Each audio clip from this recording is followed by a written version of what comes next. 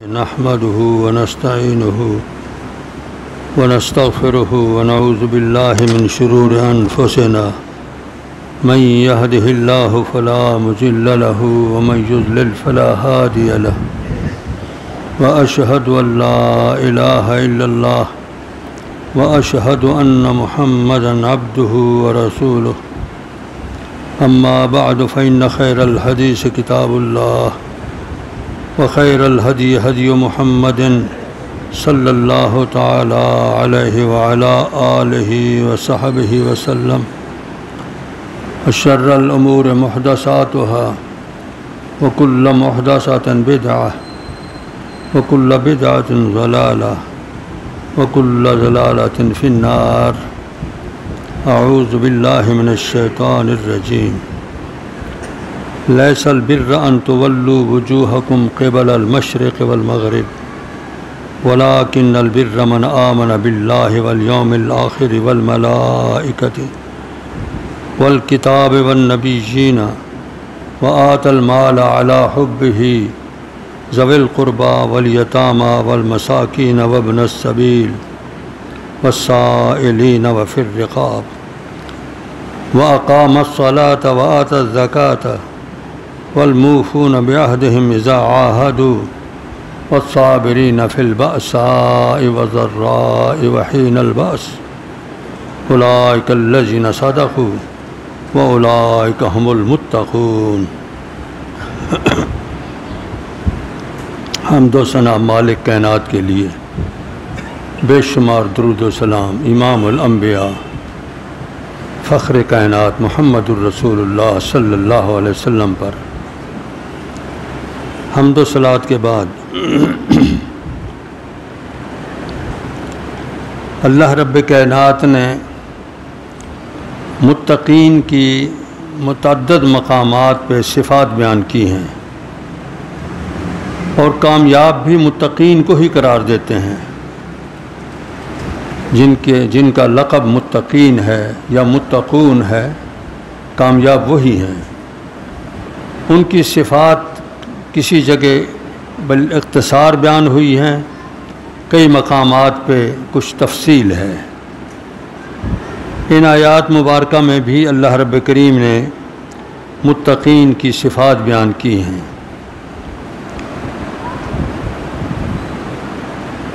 شریعت میں جن باتوں کو لازم قرار دیا گیا ہے امت کے لیے، انسانوں کے لیے، ان میں کچھ تو ہیں فرائض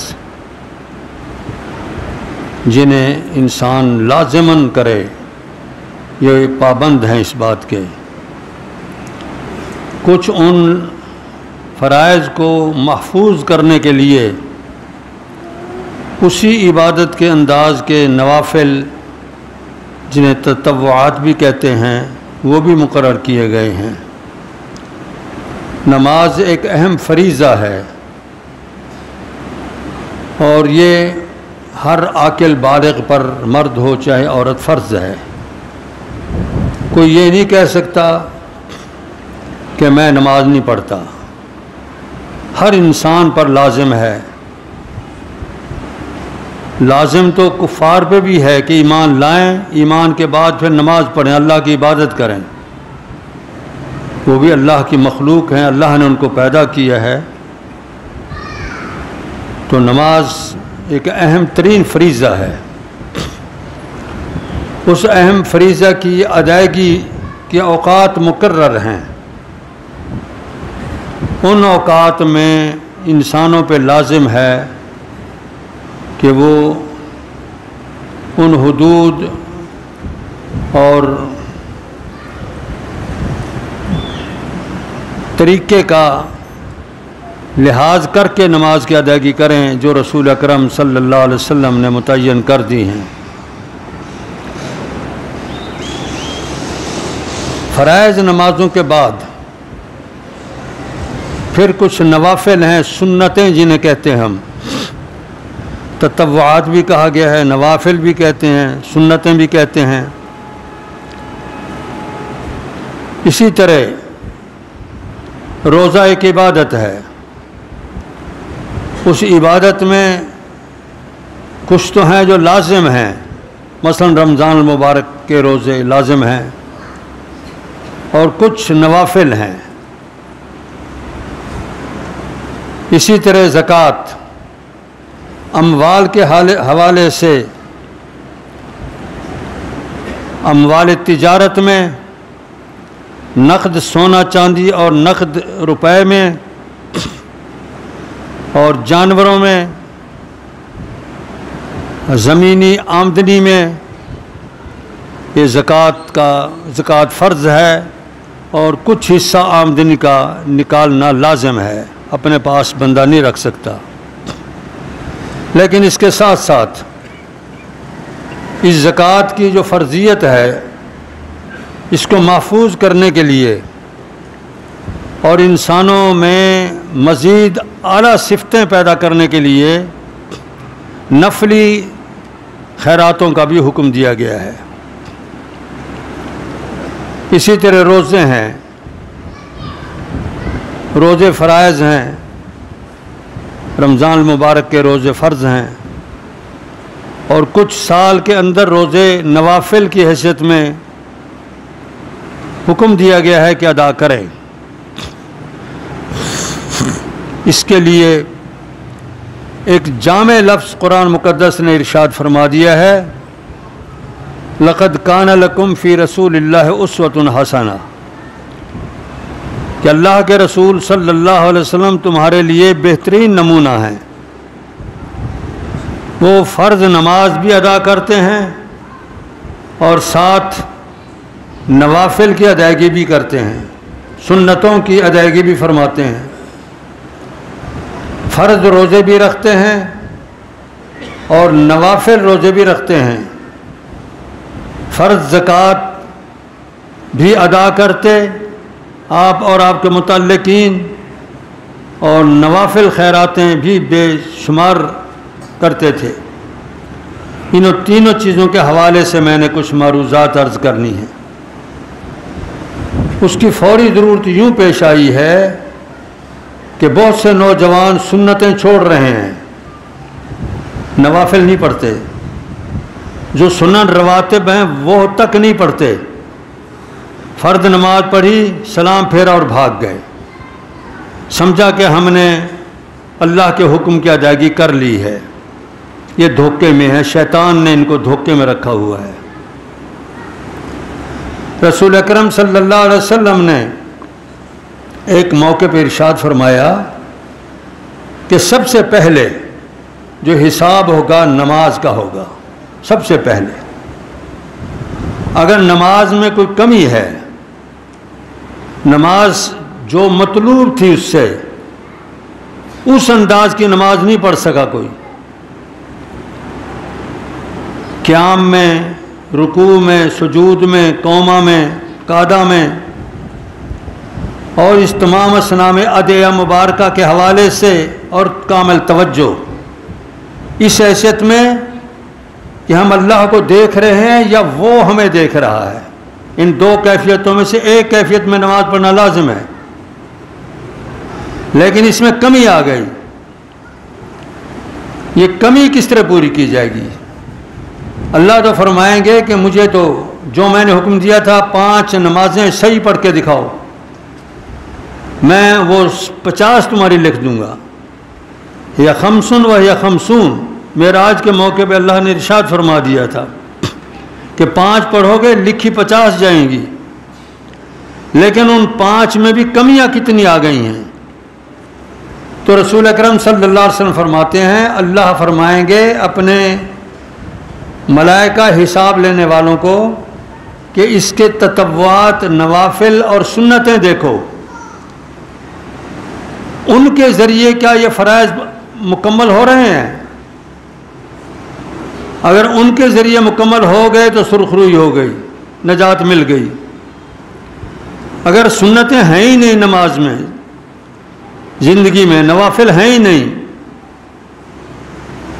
اسی طرح سنن رواتب نہیں پڑھے جا رہے، تو وہ کمی جو ہے فرائض کی وہ کیسے پوری ہوگی؟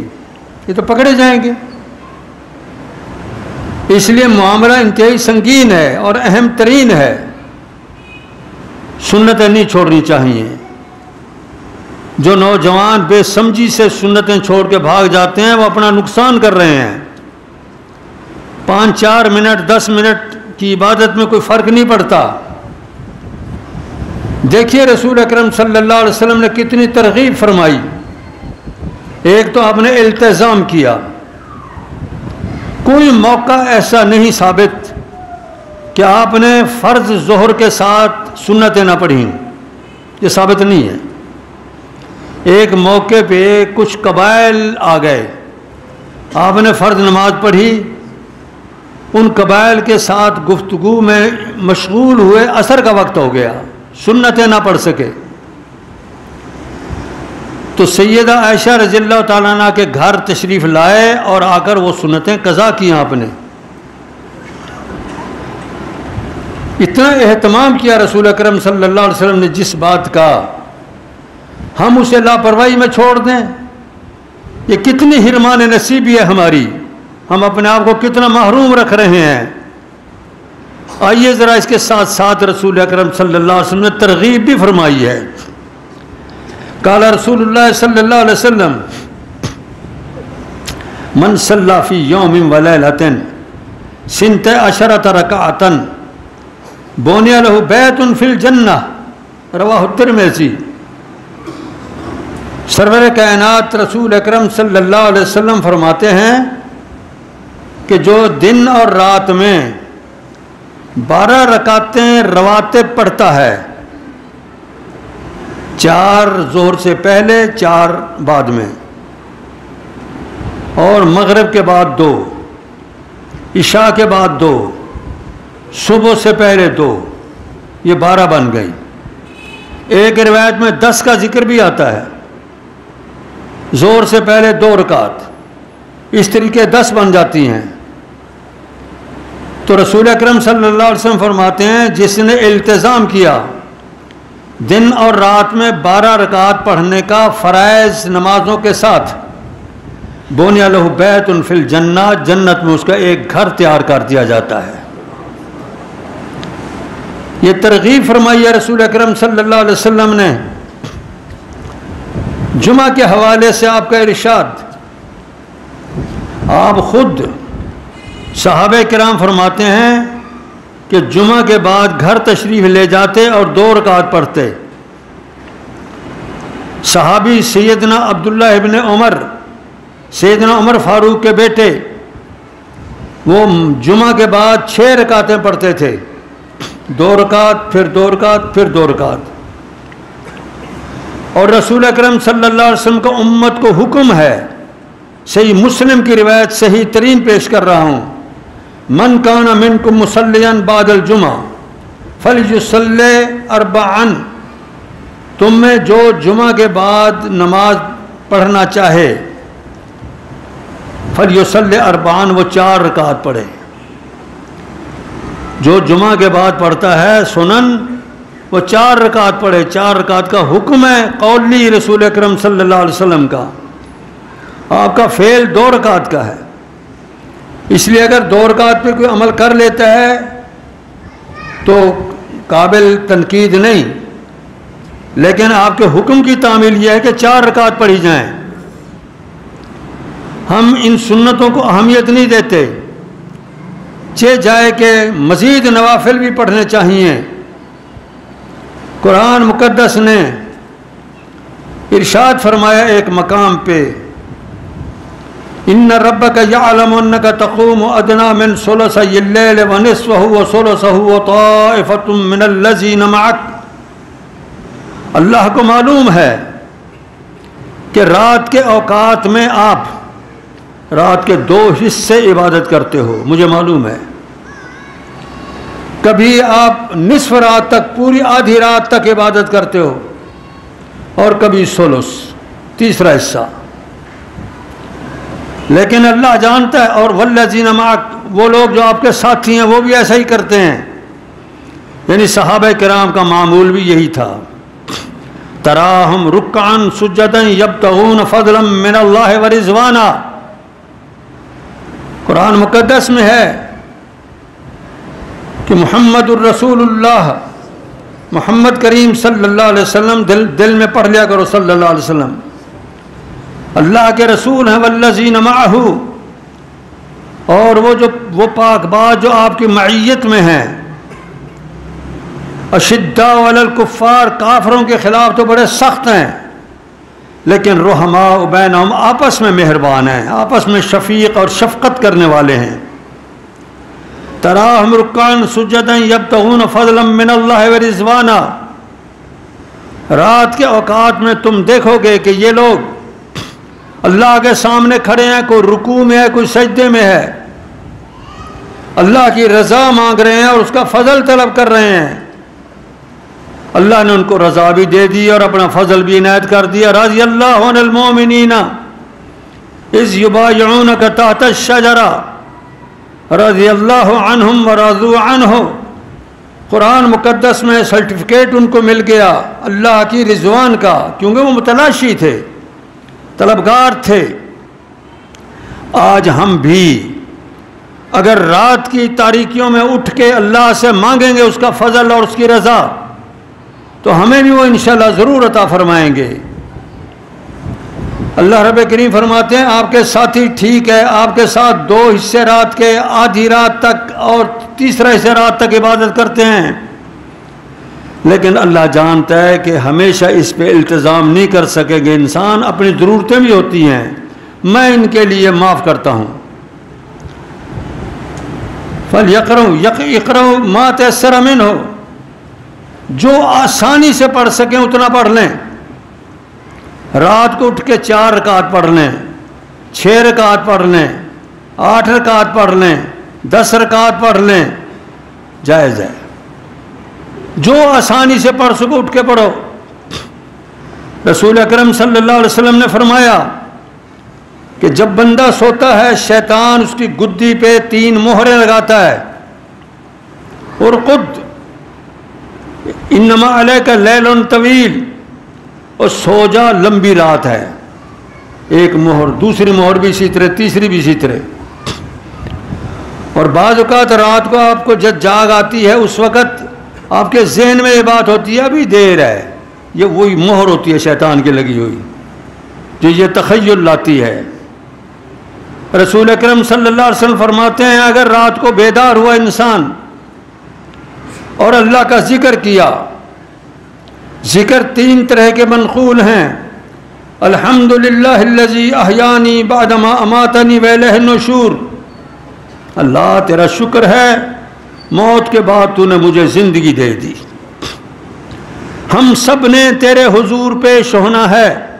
میں اقرار کرتا ہوں اس بات کا، یہ جملے بولتا ہے الحمدللہ الذی احیانی بعدما اماتنی. دوسرا ذکر ہے، فرماتے ہیں وہ پڑھتا ہے لا الہ سبحان اللہ والحمدللہ ولا الہ الا اللہ واللہ اکبر ولا حول ولا قوت الا باللہ لا الہ الا اللہ وحدہ لا شریک لہ لہ الملک ولہ الحمد یحیی و یمیت وہو علی کل شیء قدیر، یا یہ پڑھ لیتا ہے. اس کی ایک مہر کھل جاتی ہے، ایک گرہ کھل جاتی ہے. پھر وہ ہمت کر کے اٹھتا ہے اور وضو کرتا ہے.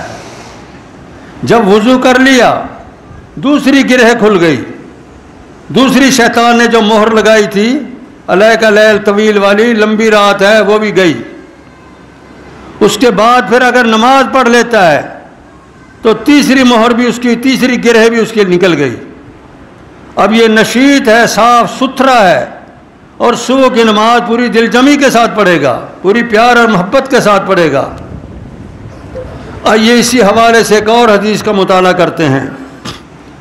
رسول اکرم صلی اللہ علیہ وسلم نے فرمایا جو شخص صبح کی نماز جماعت کے ساتھ پڑھتا ہے، جماعت کے ساتھ نماز پڑھ کے پھر اپنی جگہ بیٹھ جاتا ہے، اللہ کا ذکر کرتا رہتا ہے، قرآن مقدس کی تلاوت کرتا ہے، دن چڑھ آتا ہے، اشراق کا وقت ہو گیا، پھر اٹھ کے 2 رکعت پڑھتا ہے انتہائی اخلاص کے ساتھ، کامل توجہ کے ساتھ، گویا وہ اللہ سے مناجات کر رہا ہے، باتیں کر رہا ہے، اس انداز میں 2 رکعت پڑھتا ہے. اس کے بعد اپنی ضروریات زندگی مانگتا ہے اللہ رب کریم سے. رسول اکرم صلی اللہ علیہ وسلم فرماتے ہیں کہ یہ ضروریات زندگی بھی اسے ملیں گی اور ایک عمرے کا ثواب بھی اس کا لکھ دیا گیا. تھوڑی سی نیکی ہے 2-2.5 گھنٹے کی, کتنا بڑا اعزاز مل گیا, عمرے کا ثواب مل گیا. یہ ضرور نہیں مردوں کے لیے ہی یہ بات ہے, عورتوں کے لیے بھی ہے. رسول اکرم صلی اللہ علیہ وسلم کی ایک اہلیہ رضی اللہ عنہا صبح کی نماز پڑھ کے مصلی پہ بیٹھ گئیں, اللہ کا ذکر شروع کر دیا, اللہ کا ذکر کر رہی ہیں. رسول اکرم صلی اللہ علیہ وسلم کسی معاملے میں باہر تشریف لے گئے, آپ تقریباً ضحیٰ کے وقت تشریف لائے واپس اسی گھر میں. ضحیٰ کا وقت ہوتا ہے تقریباً 1.5-2 گھنٹے بعد دن چڑھنے کے, اس وقت واپس تشریف لائے. مائی اسی طرح بیٹھی ہے مصلی پہ جس طرح آپ چھوڑ کے گئے تھے. یہ تھا ان کا اللہ کے حضور میں اذکار کا جذبہ اور شوق, اذکار میں مشغول ہیں. رسول اکرم صلی اللہ علیہ وسلم نے خوشی کا اظہار فرمایا کہ تم اللہ کی یاد میں ہو, بہت اچھی بات ہے. اگر میرے سے پہلے رابطہ کر لیتی تو میں تجھے ایک دعا سکھاتا. تو نے اب تک جو کچھ کہا ہے اللہ کے ذکر میں 4 لفظ میں بولتا ہوں, وہ 4 لفظ ان سے بھاری ہو جائیں گے. وہ اگر اس وقت میں کہتی رہتی تو کتنا بڑا ثواب ہوتا تجھے. سبحان اللہ و بحمدہ سبحان اللہ العظیم عدد خلقہ مداد کلماتہ زینت عرشہ و رضا نفسہ. میں تسبیح عرض کرتا ہوں اللہ کے حضور اس کی حمد کے ساتھ. اللہ عظیم, اللہ پوری کائنات سے بڑا, اس کی تسبیح عرض کرتا ہوں. کتنی تسبیح اور حمد جتنی اس کی مخلوق ہے, عدد خلقہ, جتنا اس کے عرش کا وزن ہے, جتنا اس کے کلمات جو لامحدود ہیں, اللہ کی صفات لامحدود, اتنی تسبیح اور حمد کرتا ہوں. اور اس کے بعد چوتھی بات کہ جتنا وہ خود راضی ہو جائے اتنے عرض کرتا ہوں. اب لفظوں کی گہرائی اور لفظوں کی جامعیت کو تو دیکھو. عدد خلق ہی مخلوق کی تعداد, مخلوق میں انسان بھی آ گئے, جانور بھی آ گئے, پرندے بھی آ گئے, پہاڑ بھی آ گئے, درندے, ذرہ ذرہ, مچھر وغیرہ, پوری کائنات مخلوق آ گئی. جتنی ان کی تعداد اتنی تسبیح اور حمد میری ہے اللہ قبول فرما. پہلے لفظ. دوسرے تیرا عرش اس پوری کائنات پہ حاوی ہے, اتنا میری تسبیح اور حمد قبول فرما.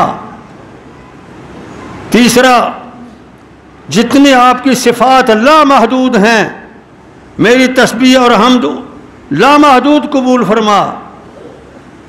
اور پھر اس کے بعد جو آپ راضی ہو جائیں جس پہ جتنی تسبیح اور حمد پہ اتنی میری قبول کر لے. یہ لفظ یاد کر لو نا, ہمیں کتنا پاک اور مبارک جملے بتا دیے گئے ہیں. سید کائنات رسول اکرم صلی اللہ علیہ وسلم نے بتائے, امت کی اماں کو بتائے تھے, اماں نے سب امت کو بتا دیا.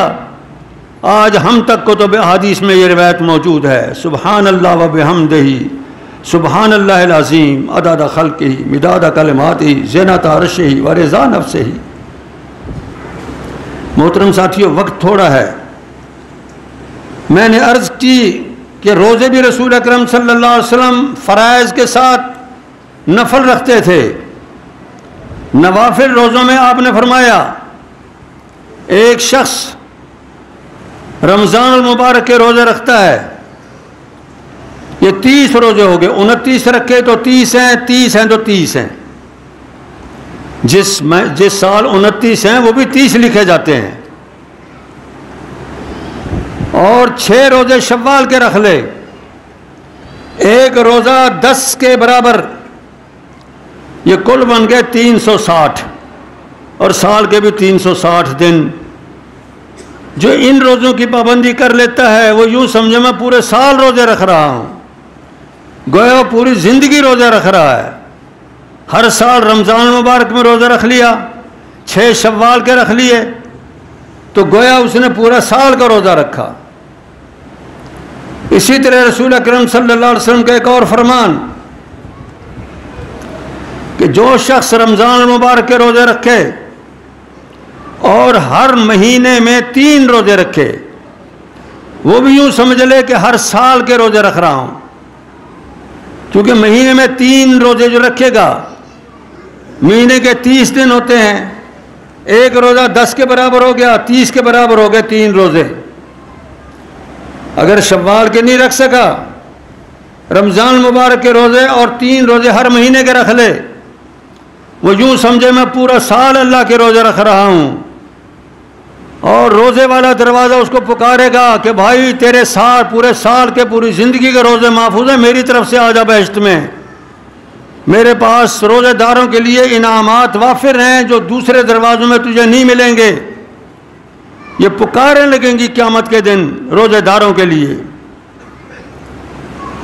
اماں جی عائشہ صدیقہ رضی اللہ تعالیٰ عنہ فرماتی ہیں کہ رسول اکرم صلی اللہ علیہ وسلم شعبان کے اکثر دنوں میں روزے رکھتے تھے، چند دن چھوڑ دیتے تھے، اکثر روزے رکھتے تھے. آپ صلی اللہ علیہ وسلم سے سوموار کا دن اور منگل کا دن روزہ رکھنا بھی ثابت ہے.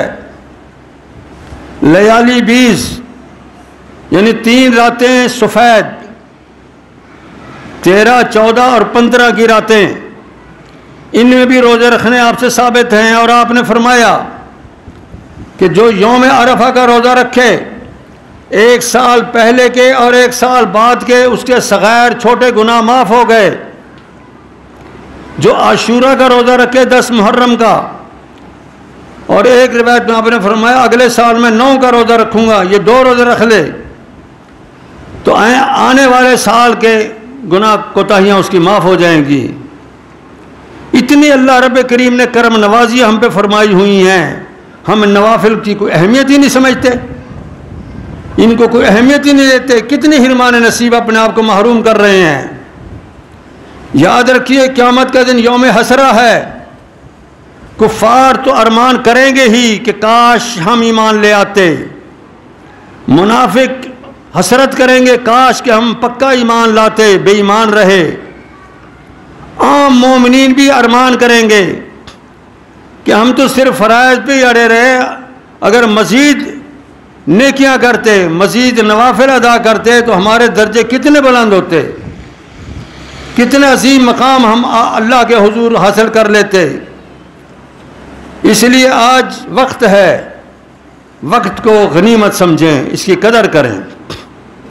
رسول اکرم صلی اللہ علیہ وسلم نے زکوٰۃ کے ساتھ ساتھ نفلی خیراتوں کا بھی حکم دیا ہے. ایک دن آپ نے فرمایا ایھا الناس افشوا السلام، لوگوں دنیا میں امن عام کر دو، سلام عام کر دو.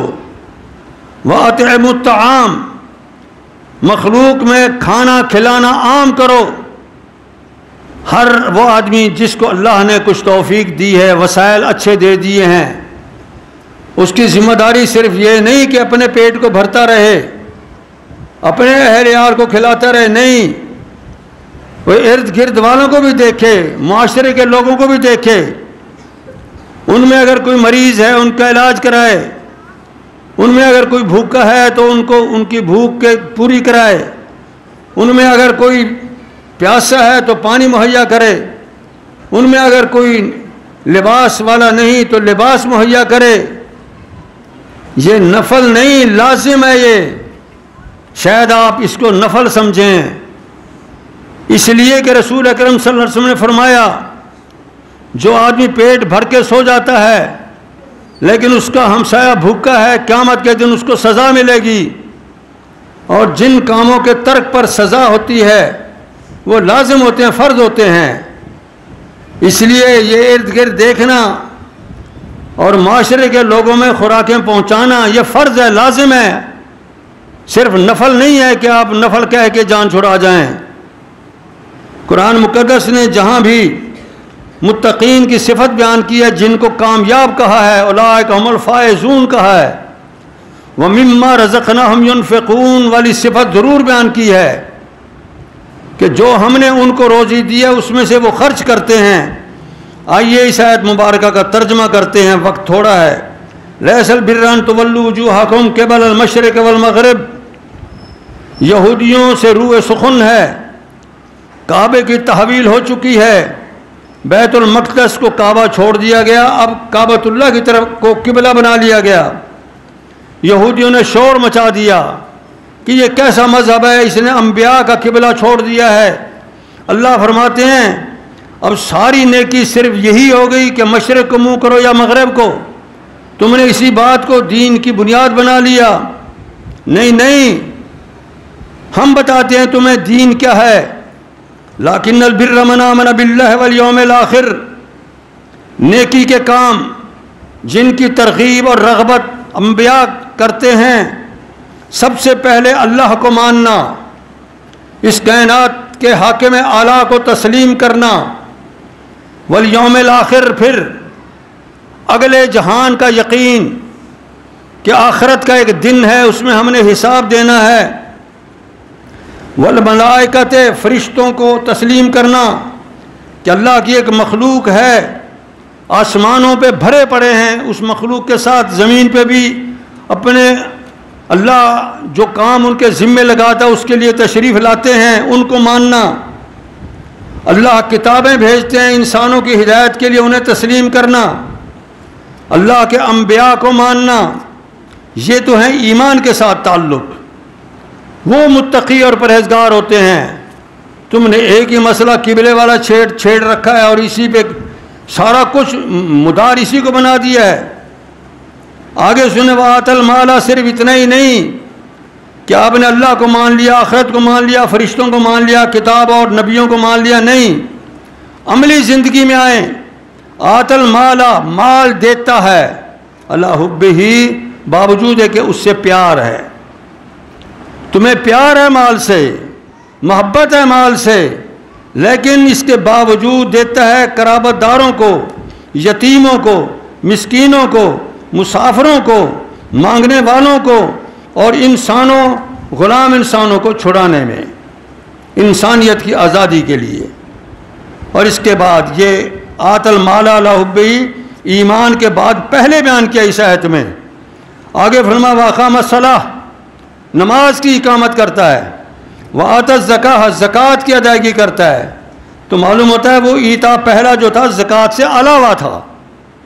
والموفون بعہدہم، جو کسی سے عہد کر لیا اس کو پورا کرتے ہیں، اذا عاہدوا والصابرین فی البأساء والضراء وحین الباس، اگر کوئی آفت آ پڑی، کوئی بیماری آ گئی، کوئی خوف لاحق ہو گیا، کوئی دشمن سے ٹکراؤ ہو گیا، تو وہ ڈٹ جاتے ہیں، صبر کرتے ہیں، بے صبری نہیں کرتے، جزا فضا نہیں کرتے، اللہ سے رابطہ قائم کرتے ہیں۔ اولئک الذین صدقوا، یہ لوگ ایمان میں سچے ہیں، واولئک هم المتقون، یہی لوگ متقی اور پرہیزگار ہیں۔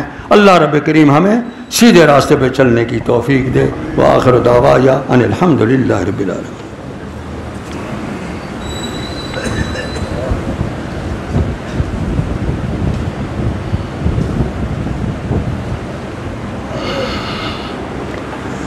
الحمد للہ نحمده ونستعینه ونستغفره ونعوذ باللہ من شرور انفسنا من يهده الله فلا مضل له ومن يضلل فلا هادي له واشهد ان لا اله الا الله واشهد ان محمدا عبده ورسوله اما بعد فان خير الحديث كتاب الله وخير الهدي هدي محمد صلی اللہ تعالی علیہ وعلی آلہ وصحبہ وسلم وشر الامور محدثاتها وکل محدثۃ بدعہ وکل بدعۃ ضلالہ وکل ضلالۃ فی النار۔ محترم ساتھیو، رسول اکرم صلی اللہ علیہ وسلم نے ایک دعا سکھائی ہے، اللہم انی اسألک الہدی والتقی والعفاف والغنی، چار چیزیں مانگی ہیں، پوری زندگی کو حاوی ہیں چاروں چیزیں۔ اللہم انی اسألک الہدی، اللہ مجھے سیدھا راستہ چلا، والتقی، اور تقوی کی زندگی گزارنے کی توفیق دے، والعفاف پاک دامنی عطا فرما، میرے اہل میں، میرے مال میں، میرے بچوں میں عفاف پاک دامنی دے، والغنا اور تیری مخلوق سے بے نیازی عطا کر، میں کسی کا محتاج نہ بنوں۔ اللہم انی اسألک الہدی والتقی والعفاف والغنا۔ بھائیو یہ دعا یاد کر لو، اللہ سے مانگا کرو۔ اعوذ باللہ من الشیطان الرجیم، ان اللہ وملائکتہ یصلون علی النبی یا ایہا الذین آمنوا صلوا علیہ وسلموا تسلیما۔ اللہم صل علی محمد وعلی آل محمد کما صلیت علی ابراہیم وعلی آل ابراہیم انک حمید مجید۔ اللہم بارک علی محمد وعلی آل محمد کما بارکت علی ابراہیم وعلی آل ابراہیم انک حمید مجید۔